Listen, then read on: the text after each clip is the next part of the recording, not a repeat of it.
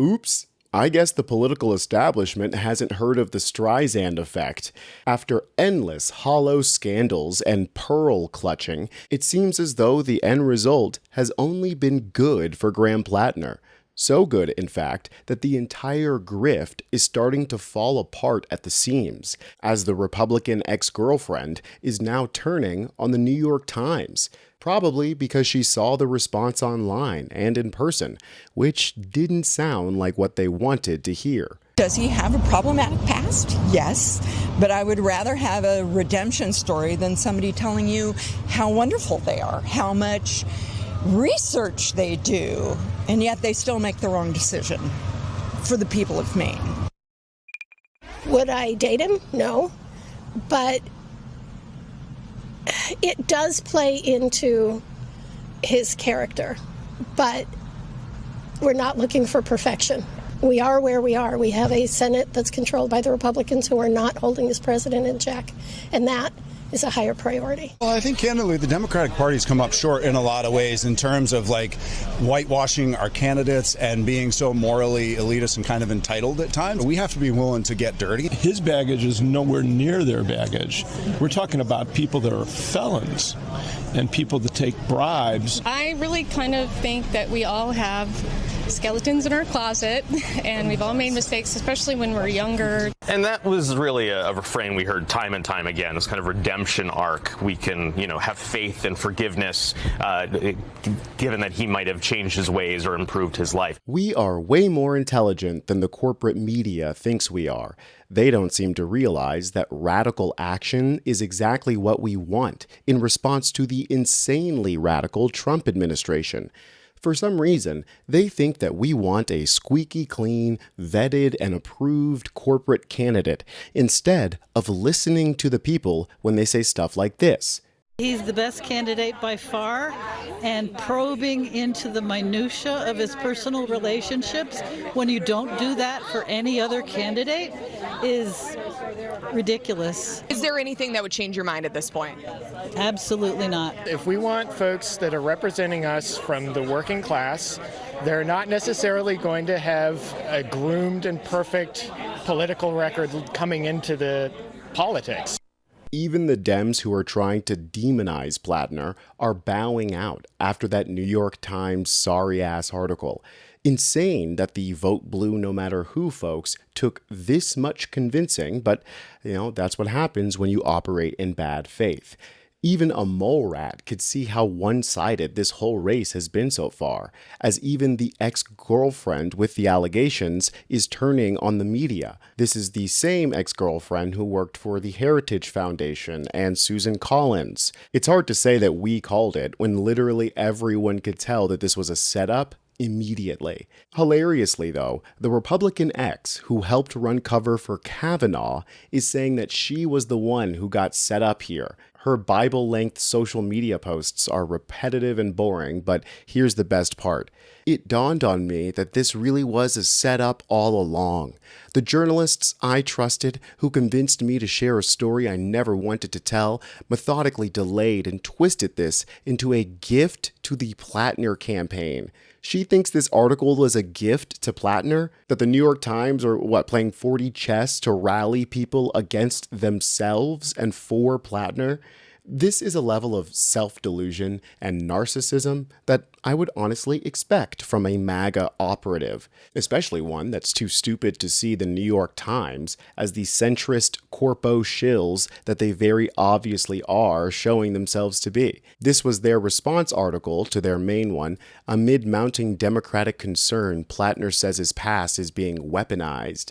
Even after their main source turned on them, the New York Times is continuing their quest to bring down Platner, trying to frame the reaction to their own article as somehow proof that Platner is in trouble. Look at the way they desperately dance around the main voter's quote to fit their narrative. Holly Woodworth, 57-year-old Democrat sitting near the front, said Mr. Platner was the first politician she had seen, quote, in many elections whom she felt inspired by.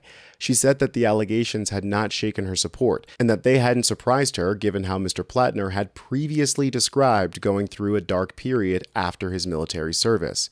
Still, she said the stories about Mr. Platner were making her anxious. Quote, "I care whether the Democrats win the majority," Ms. Woodworth said, expressing concerns that the revelations about Mr. Platner's past would drag down his candidacy and Democrats' chances of winning along with it. Quote, "I want a change." What a sly move here. If you read the direct quotes from Miss Woodworth here, she gives nothing but praise and support for Graham, saying that she finds him inspiring and that she cares about whether the Democrats win the majority and that she wants a change. They make it seem like she's saying, "I want a change of candidate," but really what she's saying is, "I want a change in the establishment." But if you only read the parts where the dogs of war from the New York Times are paraphrasing, all of a sudden she seems anxious and concerned. This is just more attempts to manufacture a sentiment that doesn't actually exist among the voters. You can tell that fact by the way they're dragging out this ogre to do PR. This is an individual, how he's lived his life. I don't think that's authentic. I think overall, this is someone that's, I know candidates have baggage. He's just baggage that just happens to be a candidate, honestly. It's true. I can't even begin to describe how tired people are of a system that asks for so much and gives so little. One that says a normal, damaged person like Graham isn't capable of leadership because he's too much like the rest of us, too normal. But we don't want a perfect person, we want a politician. One that will focus on our needs, and Platner is doing all of the right things. We have also watched the largest transfer of wealth from the working class to the ruling class in the history of this nation. In 1990, there were fewer than 80 billionaires in the United States. Today, there are over 900. I ask you, when you look around, do you see a state of Maine that is 10 times wealthier than 1990? No. Do we have 10 times the schools? No. 10 times the hospitals? No. Do our paychecks go 10 times as far? No. Do we have 10 times the free time? No. In fact, we have less. People are trying to compare Platner to Trump, saying that he can do no wrong, but this is a very different situation. This isn't a cult of personality. It's a genuine example of class consciousness, one where people understand that our needs are greater than one person's sins. We, the people, decide who leads us, not the suits and the pundits who speak in prepared lines. We want someone who speaks to us like this. When we have beaten back fascism, when we've saved democracy, when we've saved freedom, this time it needs to be a different kind of freedom.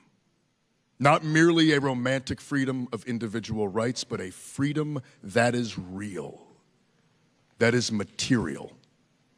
The freedom to have time, to have energy, to not be defined by fear and anxiety.